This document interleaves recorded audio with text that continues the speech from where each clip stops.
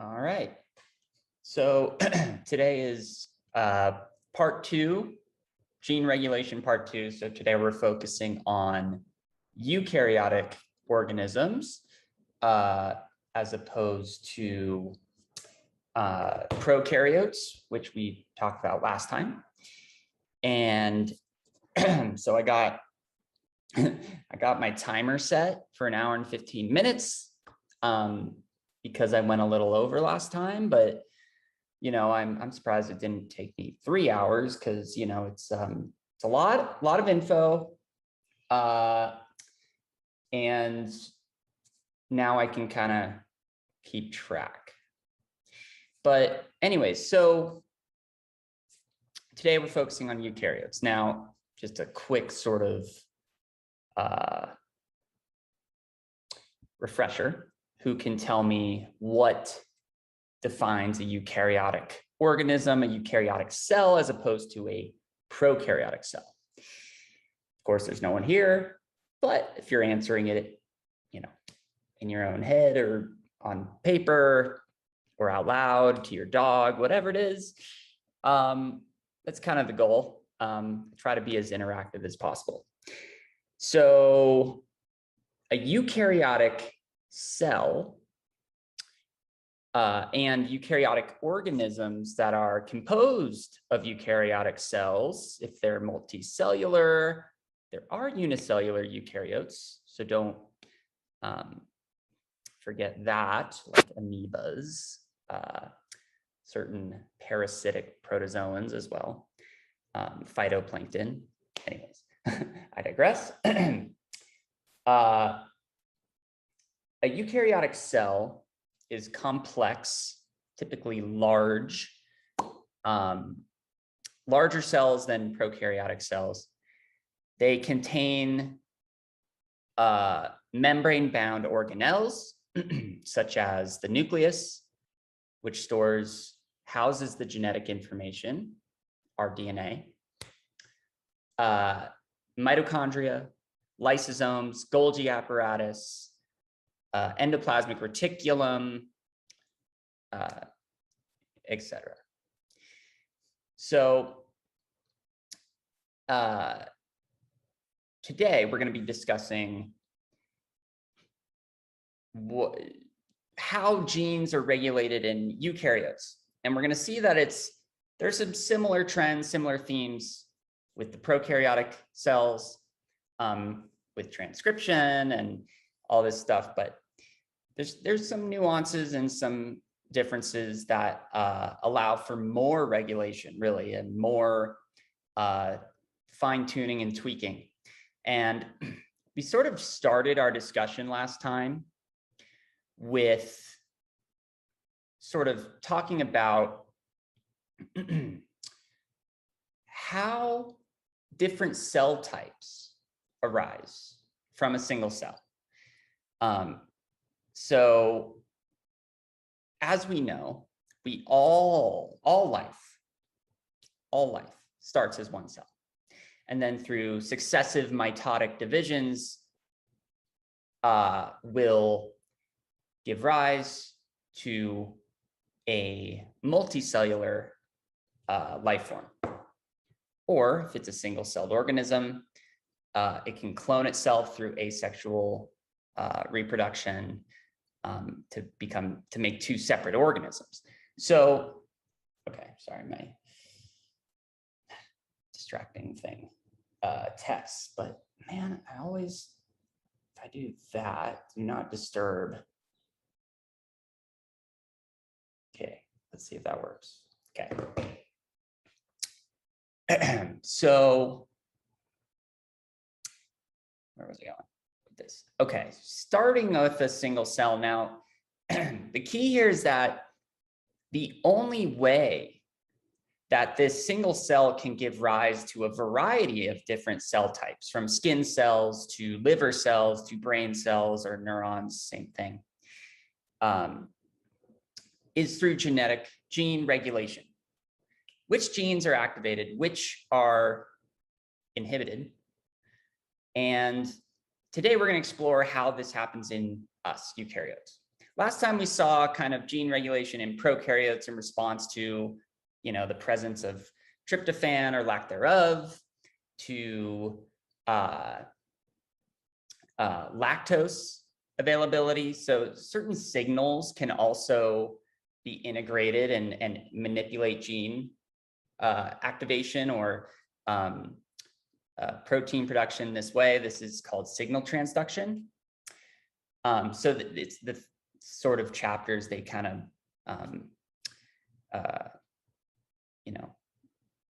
are highly related, right? But today, yes, we're gonna really look at how the cell does this in eukaryotes, and how we get these different structures and thus different functions in these cell types, from the development of one cell to billions of cells. So first, let's do a little quick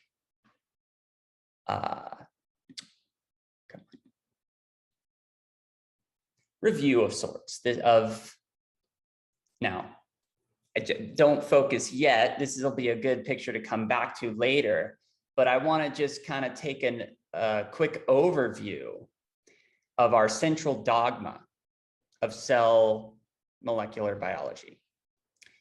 So as we've discussed, the central dogma is this sort of flow of genetic information from DNA to RNA to protein. It's so critical in all cells, all life forms, that it's called the central dogma. It's just this massive theme here. Okay. So, let's see.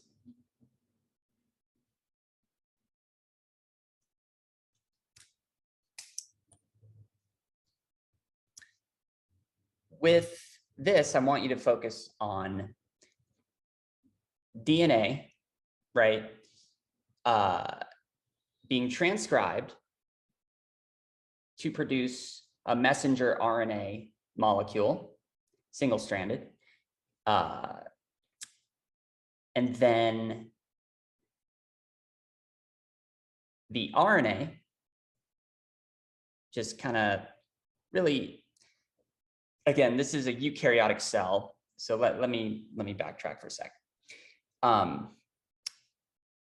In prokaryotes, we saw, well, we have this exact sort of mechanism going on where DNA is going to be transcribed to produce messenger RNA, which will then be translated at a ribosome into protein. But we know that there's no nucleus in prokaryotes, no nucleus. So the DNA is kind of just floating in the cytoplasm. It's free floating. It's all of this stuff happens in one space. But here, no, we've got different areas of the cell where things occur. And for eukaryotes, the nucleus, we get transcription because that's where the DNA is. And so we produce the mRNA. The mRNA is then has to be transported to the cytoplasm through the nuclear membrane. There are little pores in the nuclear membrane that the mRNA can go through. It's small enough to go through. And so mRNA and cytoplasm. So now that we're at the cytoplasm, translation can occur because this is where our ribosomes are. And we know that, and we learned that mRNA being translated into protein or a polypeptide chain occurs here at the ribosome. And that's sort of what I want you to focus on right now. So the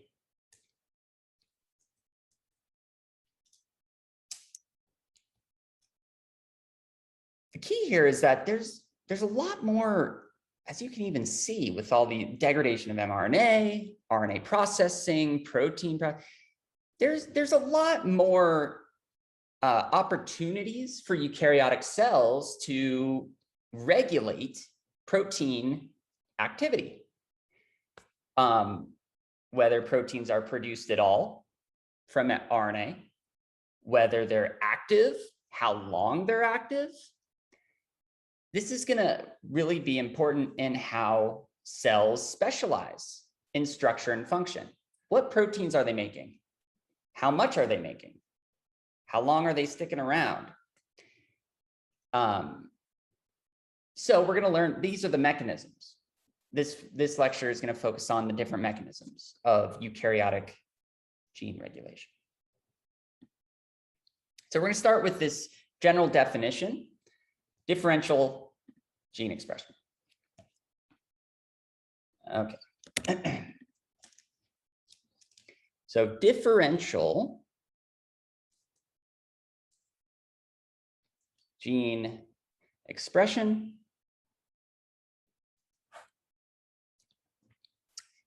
okay, so this is the process by which cells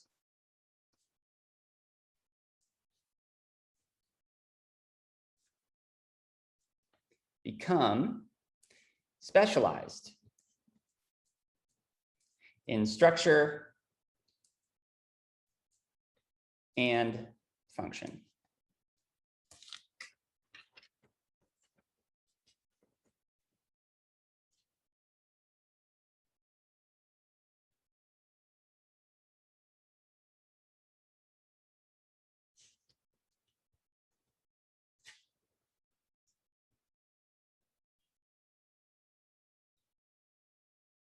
Differential. Oh my gosh, it went all dark on me.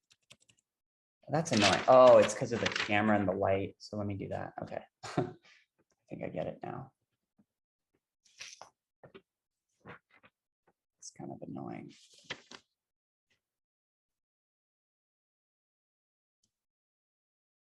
I see what it's doing.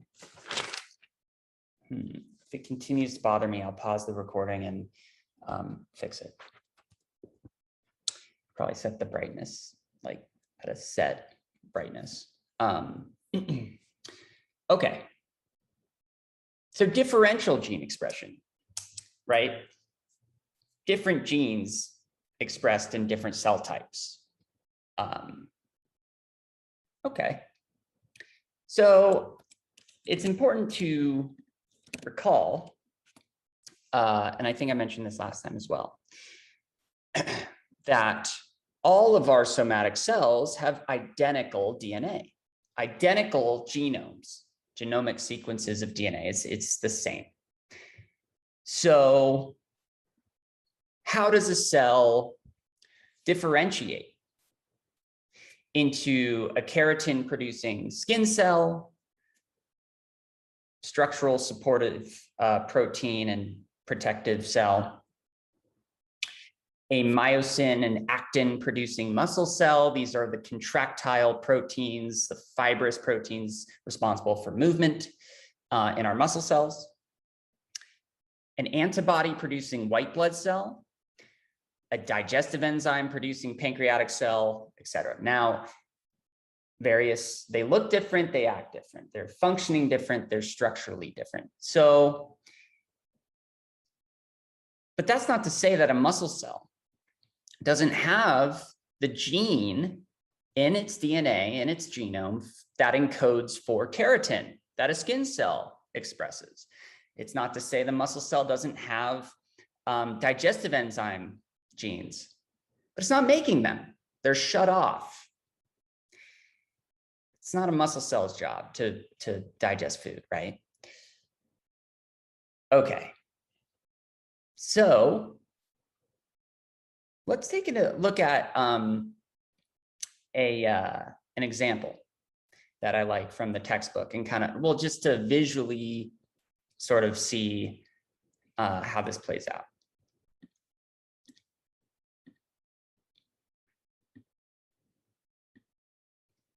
Come on. Okay. So for this example, there's a liver cell and a lens cell. Now the lens cells are in the retina of the eye. So an eye cell basically, and a liver cell. So I like the top picture. And I like all of it really, but the top here is cool because it says DNA in both cells. So focus on that for a sec. DNA in both cells. Notice that they have identical DNA. They both have this DNA. They both have the enhancer, the promoter, the albumin gene, the crystalline gene. Now, albumin is a protein produced by liver cells. Crystalline is a protein produced by lens cells, but the liver cell has the crystalline gene. The lens cell has the albumin gene. They have both. It's the same. So this will make more sense when we cover transcription factors and transcription activators in eukaryotes. But if you look at let's look at the liver cell first. The liver cell, we're in the nucleus here with the DNA, has these available activators, transcription activators. And then you look at the lens cell, it has different activators. So because these activators don't recognize the albumin gene, they're different. These are the activators that recognize the albumin gene.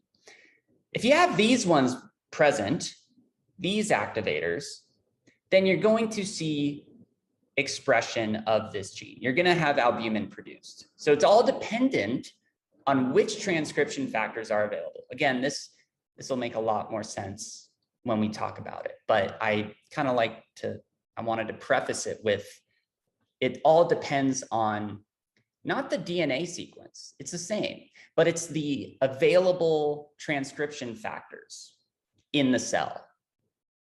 So just keep that in mind when we get to it.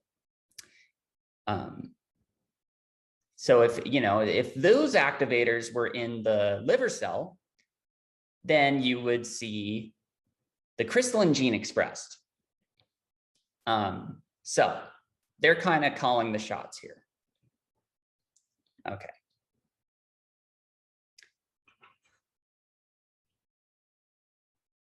Let me see where I'm at.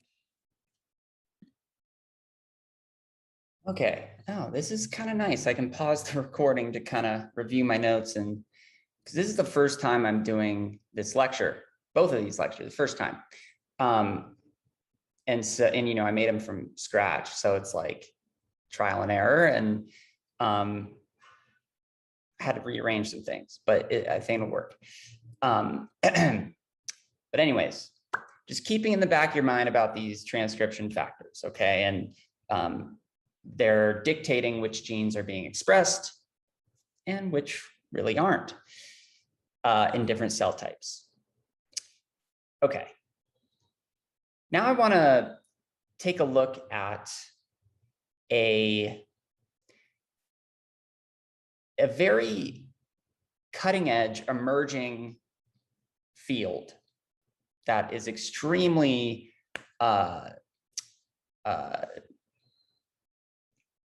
popular right now and getting a lot of attention, called epigenetics. I would be remiss if I didn't talk about epigenetics in this lecture. And so it is something unique to eukaryotes and eukaryotic cells, is this field of epigenetics and how epigenetics plays a role in gene regulation.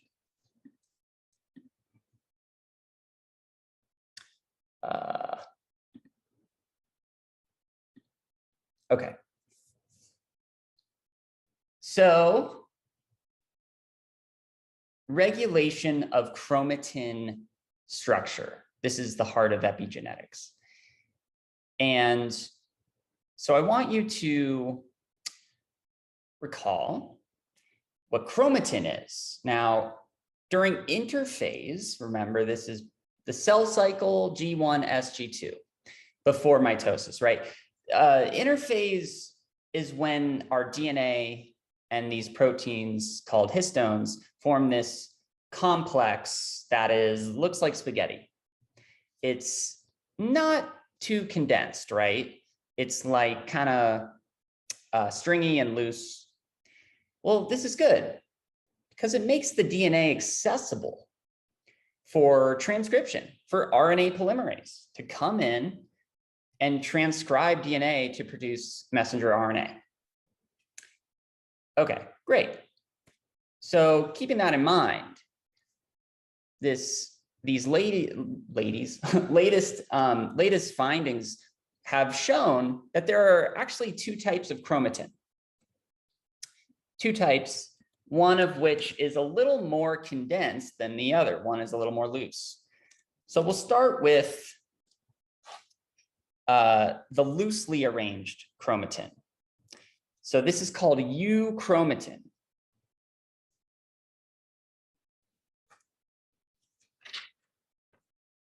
Euchromatin. Can't with the light. Okay. Euchromatin is loosely arranged chromatin that is accessible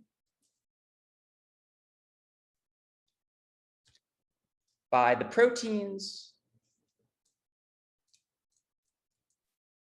that carry out what? Transcription, right?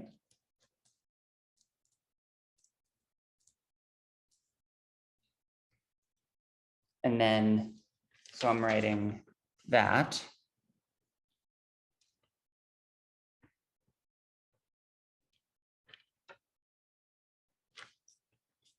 And then I'm going to write, and its genes can be expressed.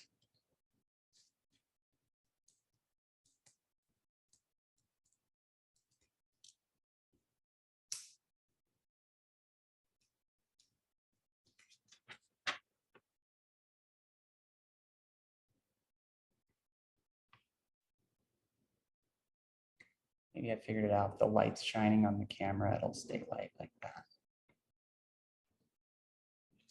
So that's euchromatin. Let's look at what we call heterochromatin. Heterochromatin is a little more compacted, a little more condensed. Now we learned that chromosomes are like highly condensed. If you zoom in on it, it's like super packed in, coiled, folded up. Just no transcription is going to happen at all. Like you can't get into the DNA and unwind it and read the sequence. No way. Heterochromatin is a little more dense. I forget if I have a picture of both of them, but essentially it's just the DNA is less accessible. You can't really carry out transcription in areas of heterochromatin. So heterochromatin is densely arranged chromatin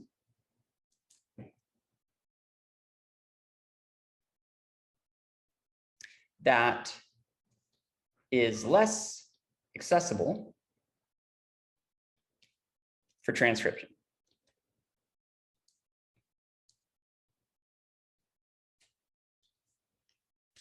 Transcription. Then I'm going to do a dash. Genes are generally not expressed.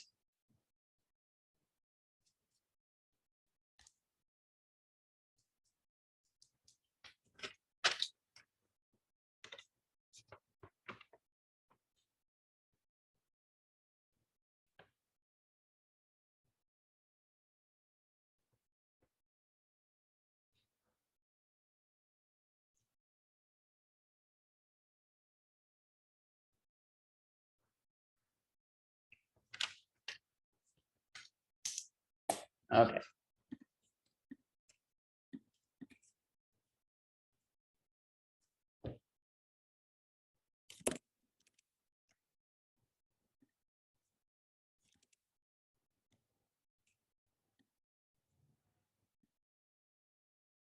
Okay, I just wanted to check.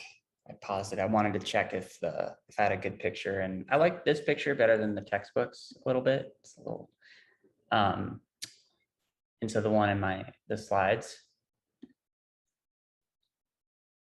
Okay.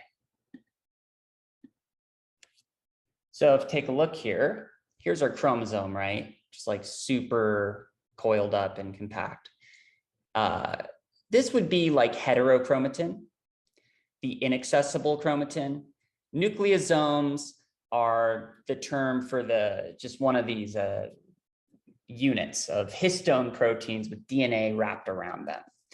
But you can see that DNA is wrapped around them, and then there's a string here. This would be like euchromatin.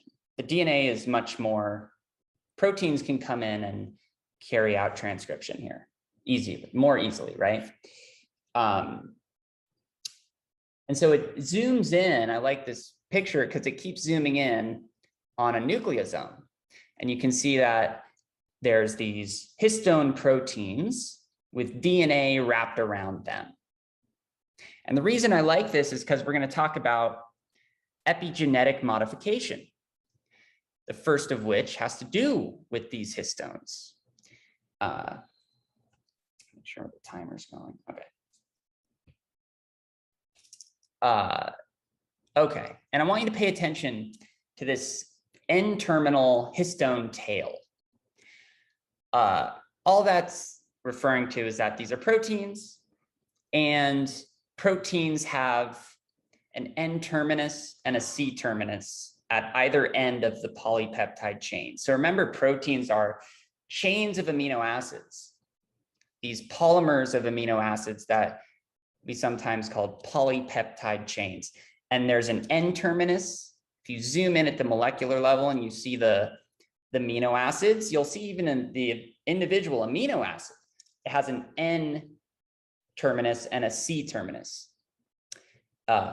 basically referring to an amino group at one end and a carboxylic acid C group at the other. So at the end of each protein chain, you've got an N-terminal chain or group, and then the C. So there are these N-terminal histone tails that protrude outward from the protein, this globular histone protein. And these tails can be modified. They can be acted on by enzymes. And it's going to actually affect the chromatin structure, whether it's loose euchromatin or condensed heterochromatin. So let's take a look at that.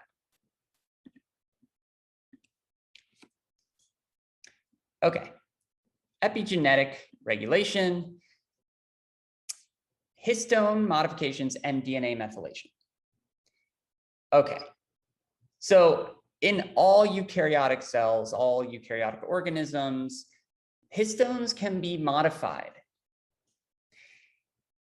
And this is going to affect transcription of genes in the DNA. And like, as I said, this N-terminal tail sticks out from the nucleosome, which again was that structure of the histones and DNA in those units, right? So let's go ahead and write.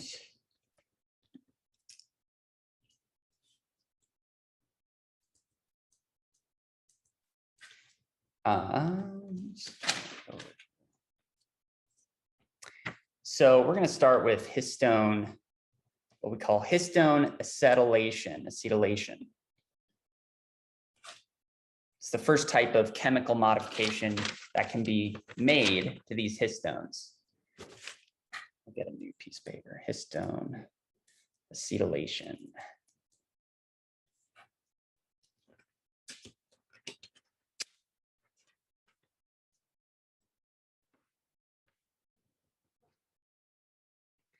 So histone acetylation is the addition of an acetyl group. It's like an organic chem term of what that is. So I'll put it in parentheses. An acetyl group is a group, it's going to be bound to other atoms in the molecule. So I'll denote that bond here. I'll show you in a moment. Then a carbon, oxygen, carbon with 3 hydrogens. So that's what an acetyl group would look like in a molecule.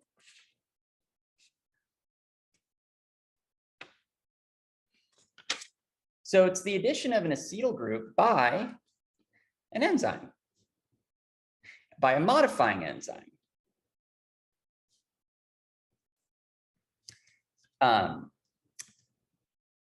And you don't have to know the name, but one of which is called a histone acetyl transferase. And that's again, we don't like to name things like for no reason or randomly. It's transferring an acetyl group, right? So makes sense. By a modifying enzyme to an amino acid in a histone tail, and those tails that I just showed you. So it's going to acetylate a histone tail.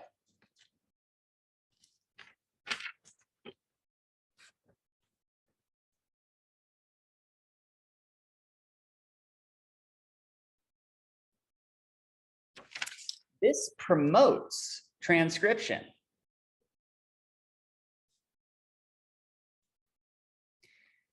By opening up chromatin structure, loosening it.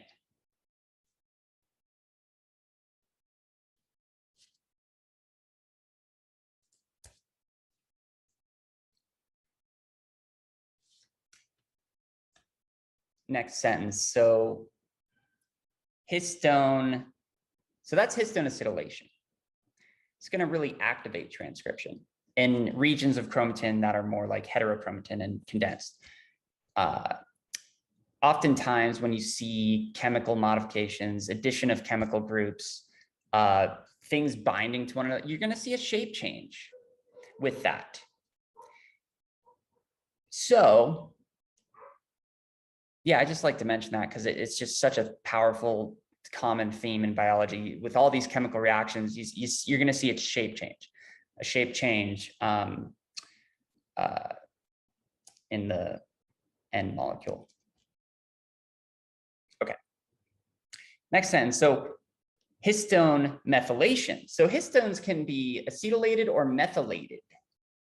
Histone methylation.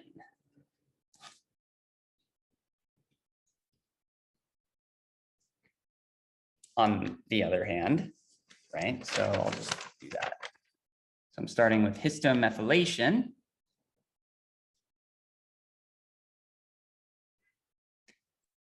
Oh gosh, brightness.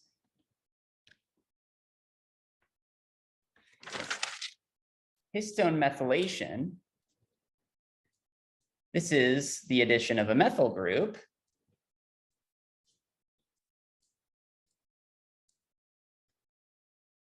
Which is to the bound CH3. The rest of the molecule will, what we can say is downregulate or inhibit, prevent, decrease transcriptional activity, downregulate transcription. And if you guess why, it actually condenses the chromatin rather than opening it up.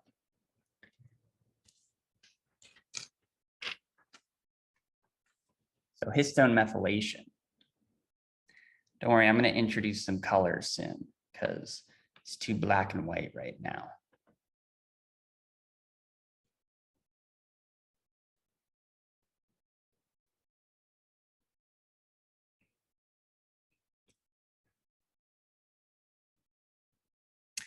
Okay.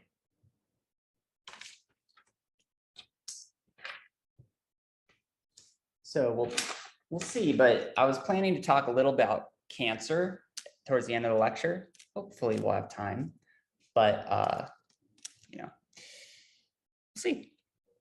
So now we're talking about methylation. So going away from histones, let's write in blue. In addition to modifying histone proteins, we can actually modify the DNA itself, crazily enough. In addition to modifying histone proteins, the DNA itself can be modified. And the mechanism we're most familiar with is called DNA methylation. Again, methylating. So whenever you think of methylation, we're actually downregulating transcription. So DNA methylation on certain bases. Typically cytosine. Write that in as well. Cytosine can be methylated.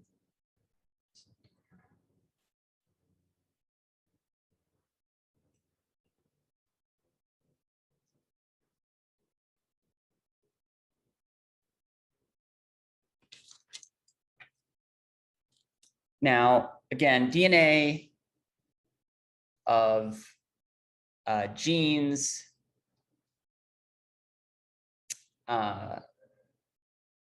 that are more heavily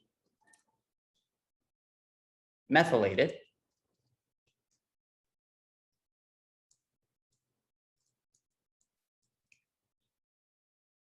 are not expressed.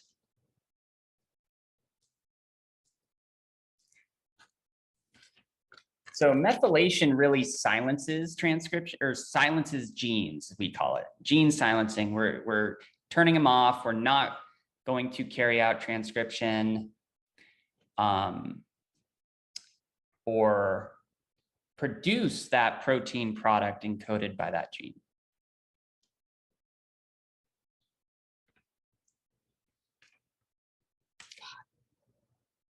I think I'm going to fix this because it's bothering me. Hold on. All right, the brightness won't change now. I don't know if you guys see that, but yeah. Anyway, okay. So I can just hold that up.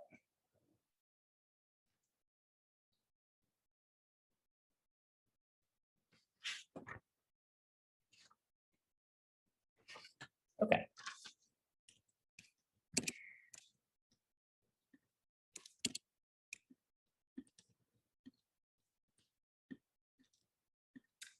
All right, so like I said, this is a really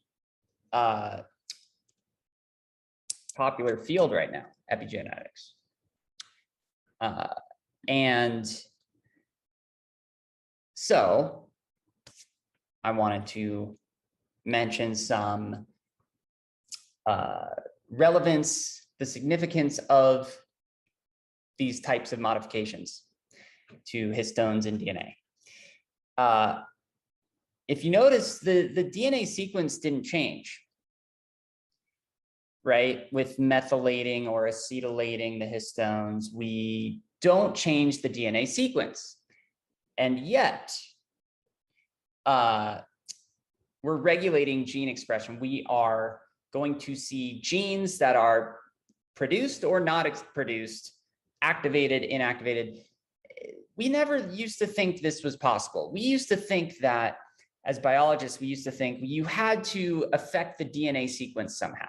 If you have a gene for insulin, if you if you mutate the DNA, you change the DNA sequence for that insulin gene, it's going to affect the protein product to be, it won't assume the correct structure, or it's just going to be defective in some way. It's not going to work. You're not going to get the insulin. But with epigenetics, you can methylate that gene and you won't see insulin produced. So you won't get functional insulin activity without, you might have a functional gene. You might have the normal allele, right? So importantly, epigenetic patterns are passed on to future generations of cells. And we call this epigenetic inheritance. So as the DNA replicates prior to cell division, the enzymes actually come in and methylate DNA before, and the histones as well with acetylation and things. They're good. The patterns are replicated before the cell divides into two, and you get the chromosomes and everything. It's pretty amazing.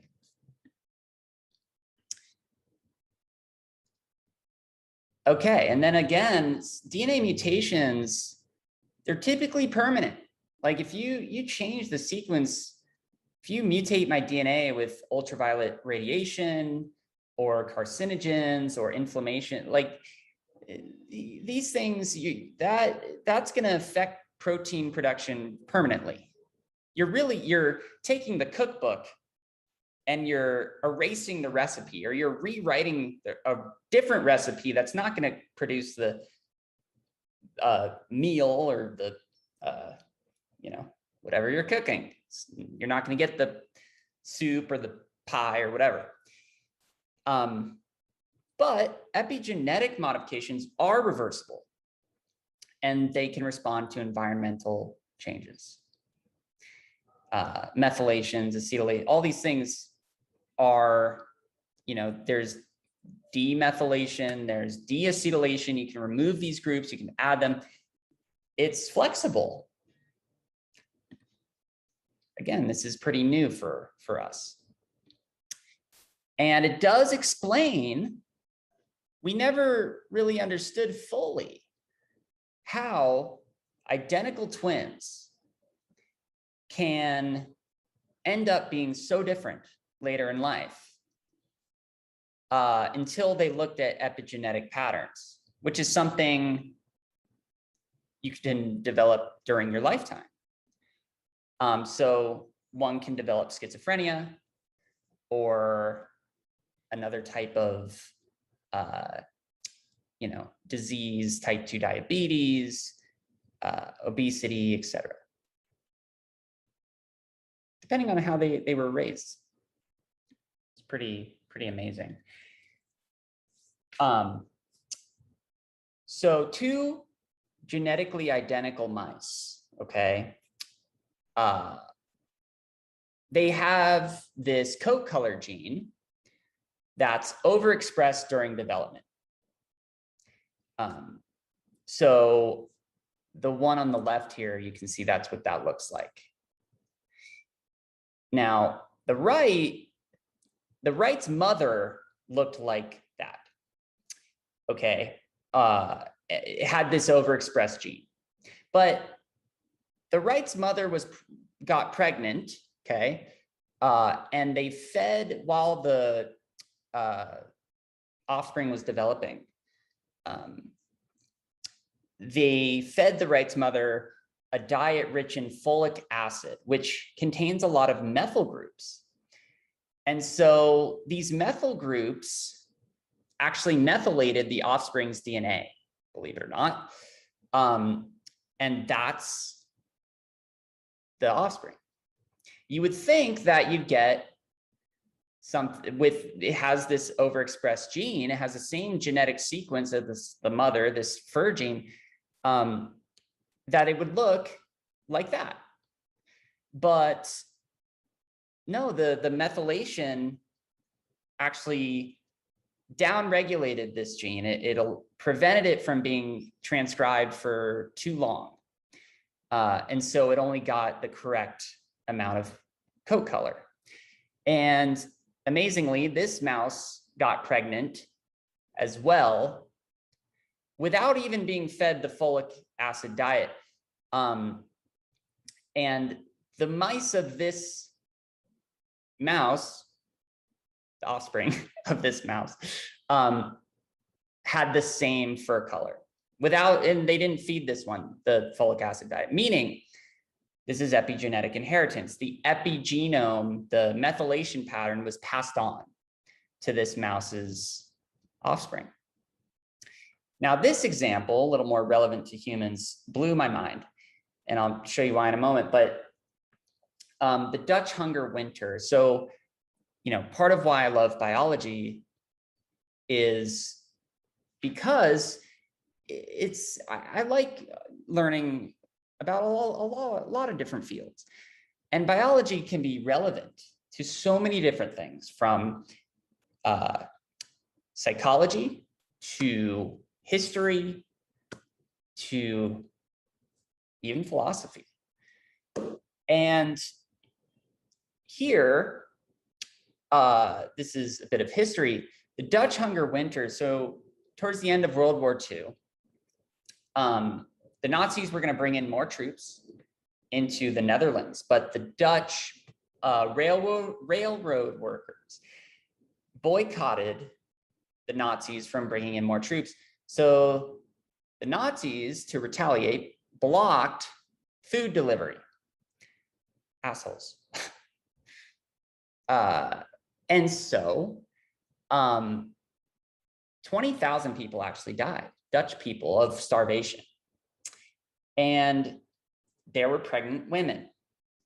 The pregnant women who didn't die during this prolonged starvation period gave birth to their offspring, and recent research from 2018 found that offspring born during that period versus women who got pregnant shortly after or before and gave birth in the Netherlands, these adults, now today adults, the ones born during this starvation period had higher rates of obesity, type 2 diabetes, and schizophrenia.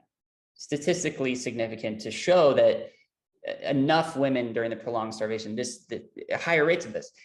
But they had the same mothers. So they looked at the same mothers as well, who had more children, but after this, 9 months, they were fed, they were healthy. Those children didn't experience this, but they had similar genetics, same mother.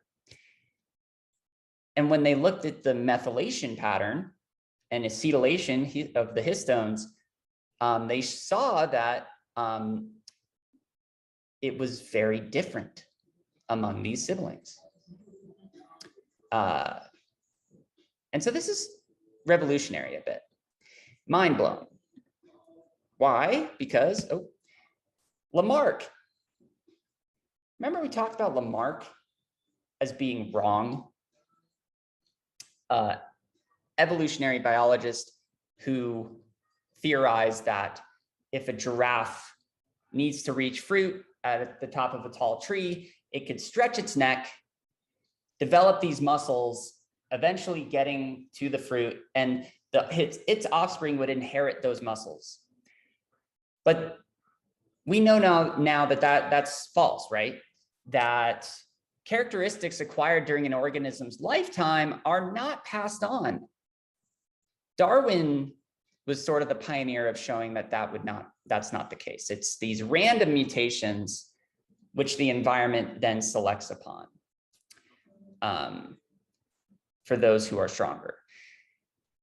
It has nothing to do with the will of the individual. Well, based on that, how the mother eats, the health of the mother actually affects certain we thought DNA hard-coded genetic type traits like schizophrenia and type 2 diabetes, all these kinds of things that we thought had a genetic component, but it really, a lot of it has to do with the lifestyle of the mother and passing on these epigenetic modifications. It's pretty amazing. We thought, if whatever the mother does, the DNA sequence doesn't change. You'd have to change the DNA sequence for them to get X, Y, or Z. Turns out you don't. Biology is constantly evolving. Ha ha ha. All right, so let's continue with eukaryotic gene regulation. Okay, so let's talk about those transcription factors I mentioned earlier. in eukaryotes. So now we're going away from the epigenetics side of things.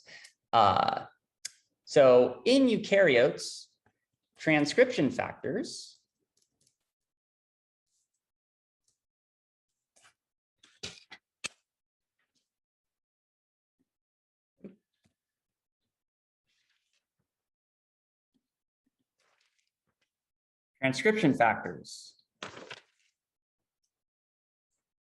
protein, these are proteins that bind to a promoter region we learned about last time, or a site called a control element, put that in parentheses. And this site can either be close to or far away from the promoter.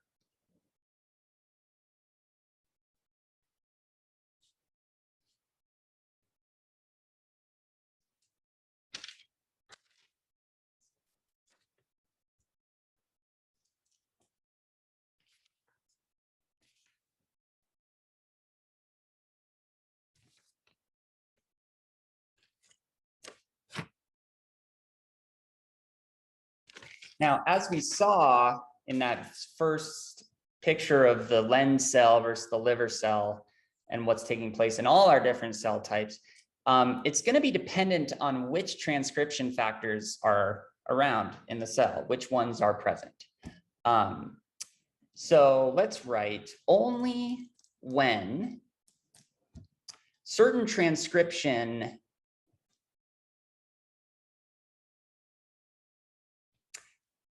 activators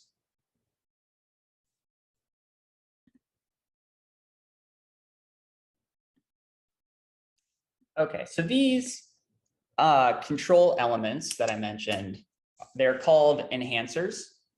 So enhancers can be thousands of nucleotides upstream or downstream of the promoter and the genes or gene really that we're talking about. We're going to see that in eukaryotes, they're not going to be these clusters of genes like we saw in prokaryotes in those operons, but really it's more like one gene to one protein. That's kind of how we roll. Okay. And some are even within an intron. So we'll look at what are introns and exons shortly, but essentially within the gene itself. And here we go. Here's a picture of this sort of thing where here's our promoter. And this is where transcription begins. So this is our gene. Our gene contains exons and introns, which we'll learn about shortly. And this is, again, unique to eukaryotes and eukaryotic cells. And then upstream, downstream. Upstream, we can have our enhancer here. And this could be thousands of nucleotides away. So we're going to learn how that plays a role in regulating transcription. Okay.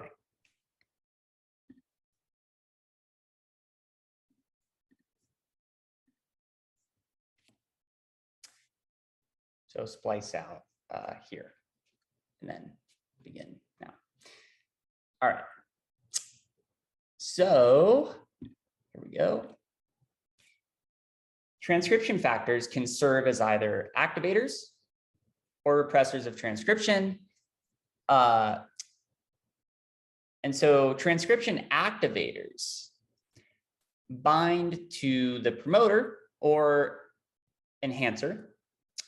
And when that occurs, the transcription activator recruits actually these mediator proteins to form this complex of protein-protein interactions. And then this complex actually RNA polymerase actually has higher affinity of attaching to this complex and then transcribing the gene after that. Repressors, on the other hand, inhibit transcription. So they can bind to enhancers and prevent activators from binding to the enhancer. They can also bind to the transcription activators themselves, so they can't attach to the DNA. And just to throw in that term I used earlier, whenever the transcriptional activity is reduced or silenced, it's called silencing, right? So we silenced a gene this way. So it's kind of hard to visualize, proteins recruiting proteins, leading to more proteins coming in, things like that, right? And binding. But if you take a look here, here's that DNA we were looking at with our promoter, our gene, enhancer region. Here are the transcription activators, okay? And in this example, they're binding to the enhancer rather than the promoter. And when they do this, it again leads to these proteins coming in, mediator proteins, even this DNA bending protein. It's like, how does this enhancer that's so far away affect transcription of a gene that's so far away? Well, it bends the DNA. So that was kind of a striking finding. But it actually promotes this DNA bending, and then the enhancer kind of comes closer to the gene, right? And when that happens, this entire complex, actually allows and creates this structure that RNA polymerase has a high affinity for, and it will attach and then carry out the transcription. Pretty crazy. Okay, so I think we don't have time for this, but that's okay. We're talking about the most important stuff. If we have time at the end, we can talk about this kind of thing. I'm gonna see how long the recording is, and cancer I wanted to talk about. There's so many things I wish we had years, not just a semester. But this I definitely want to mention after transcription, what we call post-transcriptional modifications. And once we leave transcription, right, we're definitely just unique to eukaryotes now. Bacteria, prokaryotic cells cannot regulate gene expression after transcription. So we can write that. Unique to eukaryotes, these PTMs.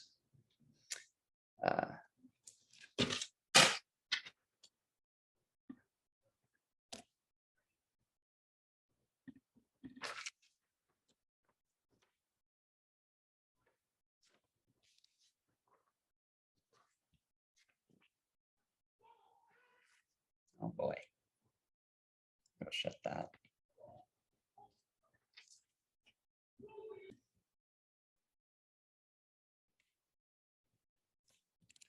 All right, so unique to eukaryotes, let's look at alternative splicing of RNA.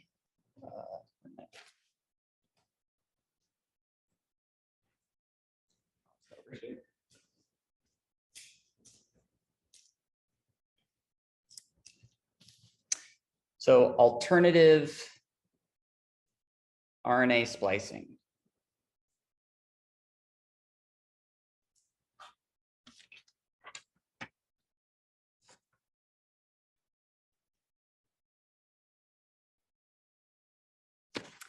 All right.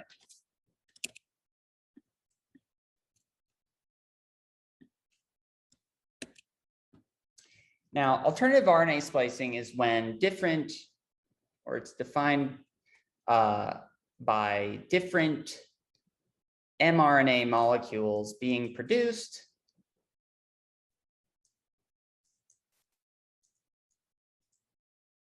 from the same primary transcript, we call it.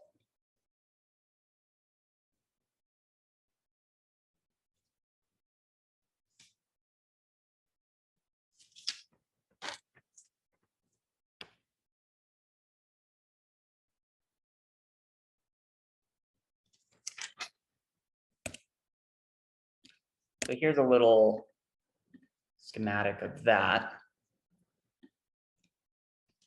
Now, this has to do with our exons and what we call introns as well. Really, the exons are protein coding regions. So they're important for forming the protein, but these regions in between we call introns, INTRONS. Not sure why that's not shown here, but they get spliced out. You can see here after this troponin gene, the mRNA is produced. This is our primary transcript. And then we get our mRNA, our mature mRNA sequence. After splicing, we can have two different possibilities depending on which exons are included. But notice all the introns, all the regions in between, they get spliced out, removed, degraded, and because they're really kind of junk DNA, they don't really serve a purpose here. The exons are the important protein coding regions, and depending on which exons you include or don't include, you get two mRNA molecules, two different ones, right? But it's the same gene. This is really important and crazy because you're going to get two different protein possibilities from one gene. We never used to think that was possible. Thought it was one gene, one protein hypothesis, right? And that was shown to be not completely true 100% of the time. So incredibly, right?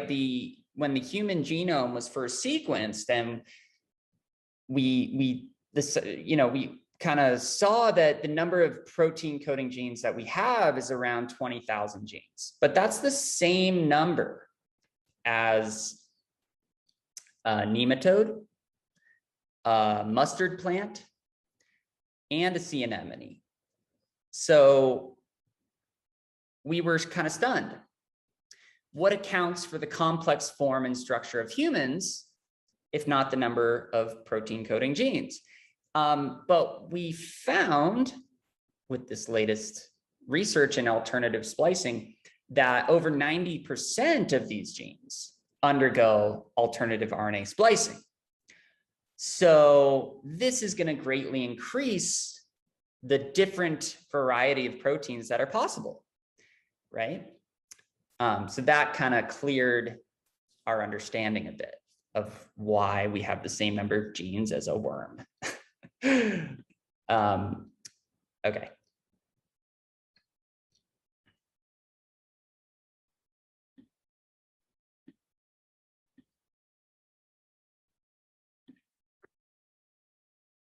Okay, so yes, this is another recording. The timer thing didn't really work. So I had to reassess and see where I was at, and we're doing pretty well on time. So, all right, so let's get through the rest of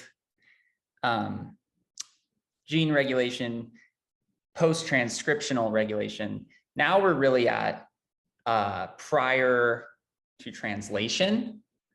So things that'll affect whether or not the mRNA will be translated or not into protein. So regulatory proteins can bind to 3' or 5', what we call UTRs, stands for untranslated regions. Untranslated regions. All mRNAs have these UTRs. Let's write that.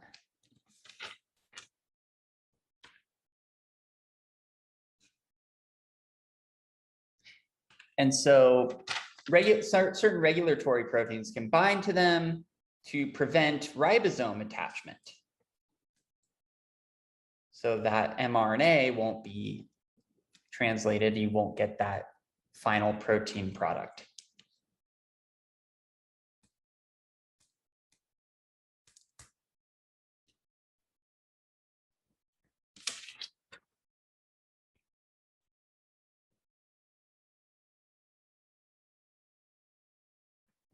Okay, and then the last thing before translation that we can do are eukaryotic cells anyway.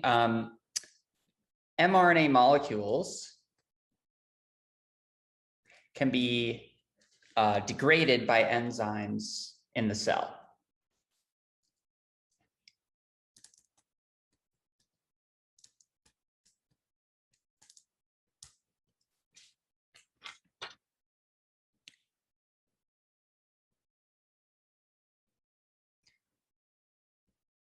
So some mRNAs are more stable than others, and they'll remain in the cell for hours, days, even weeks.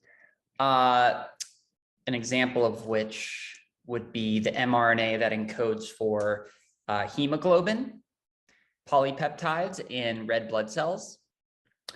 And they're very stable, these mRNAs. They can persist in red blood cells for days at a time, right? And be continually translated. The mRNA, same mRNAs can be translated by ribosomes to produce hemoglobin repeatedly until that mRNA finally is degraded. So it's an interesting example of that type of regulation. Okay.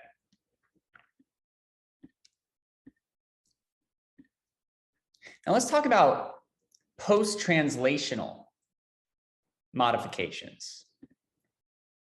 So after translation occurs.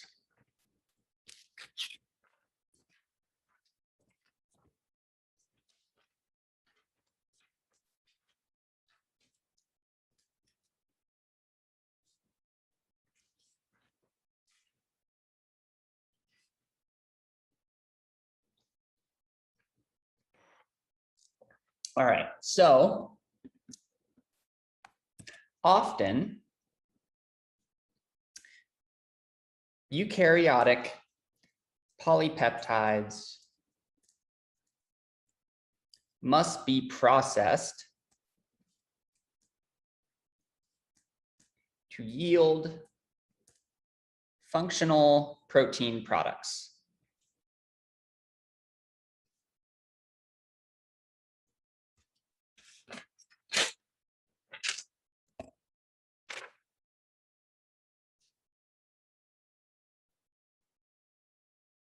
So an example of this I have here in the slides.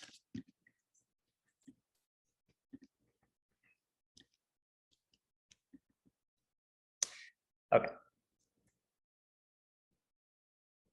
So insulin, when insulin's made and that polypeptide chain is formed, part of it has to be cleaved off for it to be activated. For many proteins, there are also chemical modifications that occur that make them functional. Phosphorylation, so the addition of a phosphate group to that protein. Certain proteins that act at the cell surface, at the membrane, these we call glycoproteins. They're glycosylated. They serve various roles, but mainly to serve as an identifier, a cell identifier. And certain cells have different types of glycoproteins and other cells have other types, etc. So the last thing, oh, yeah. So again, we're going to see this degradation, timely degradation of proteins, just like we saw with messenger RNAs. And the way this happens is ubiquitinylation. So ubiquitin is this molecule that can be attached to proteins, and it pretty much marks them for destruction by proteasomes. Proteasomes are these enzymatic complexes. So they're just these giant complexes of enzymes called proteases. Proteases cleave proteins. They degrade proteins, break them down. So that's another way we can regulate protein activity in the cell.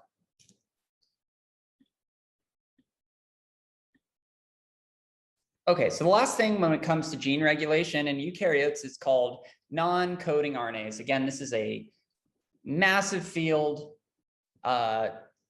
really popular right now amongst labs and scientists all over. And so another sort of, let's see here.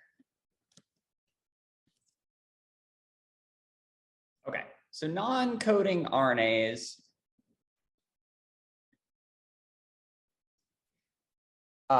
just added this bullet here. We have a massive genome of 3 billion nucleotides, 20,000 genes, protein coding genes. And strangely enough, 1.5% of our 3 billion base pairs of DNA accounts for this protein coding DNA, these genes. And that's pretty amazing. So it's like, what else is there? What's the remaining 98.5% of our DNA? All this DNA. Well, we used to think that it was junk DNA. We called it. Just didn't code for anything important. And a very small fraction of this DNA, by the way, codes for tRNA. We've learned about transfer RNA, and also rRNA, ribosomal RNA. Don't worry about that. But you know, it's so much DNA is just irrelevant. All we talk about are proteins and genes encoding for proteins. Well, non-coding RNA, we're understanding now that a lot of this DNA is transcribed to form these non-coding RNAs. And non-coding RNAs play a crucial role in gene regulation. That's why we're going to talk about it. But it's really amazing. You know, we used to think that messenger RNAs were the most important because that's what led to our proteins. But these non-coding RNAs are being shown to play a huge role in gene regulation. Oh, there's my cancer. Okay, hold on, cancer slide. But let's finish with our non-coding RNAs by writing the two most well-known types of non-coding RNA, which are called microRNAs, abbreviated miRNAs.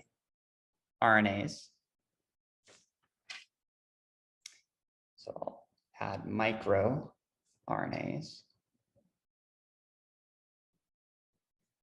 And siRNAs. I believe that stands for short interspersed RNA. It doesn't matter. siRNAs. Really, I named both of them because that you're going to hear both terms in the textbook or if you go into this field, but they're pretty much the same. Really the sort of same kind of general structure and function. The only difference is the precursor molecule that they come from that is processed to form the fully functional non-coding RNA. So I'm going to just define them both as small, single-stranded RNA molecules capable of binding to complementary sequences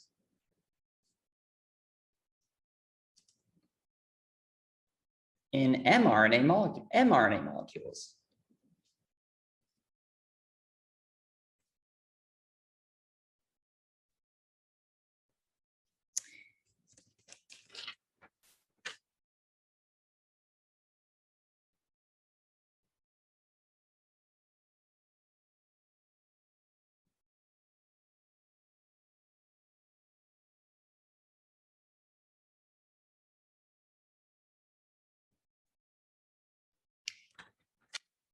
So these RNA molecules form a complex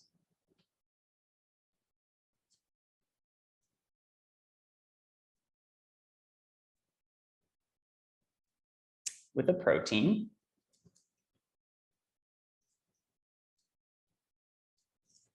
And this leads to target mRNA degradation.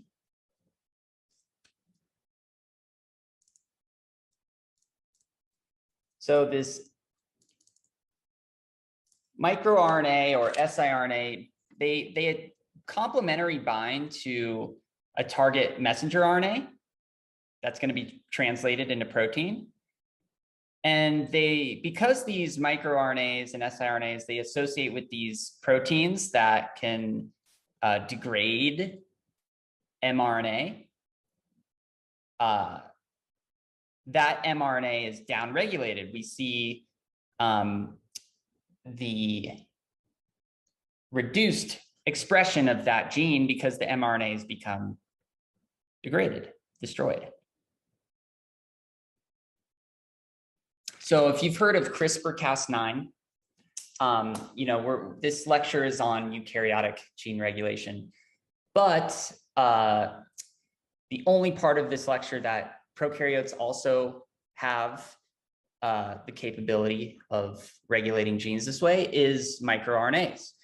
And CRISPR-Cas9 is a way that bacteria actually do this exact sort of mechanism of using a RNA protein complex to bind to a complementary RNA strand from a virus. It's how CRISPR-Cas9 was discovered, because these bacteria use it to defend against viruses and destroy viral RNA.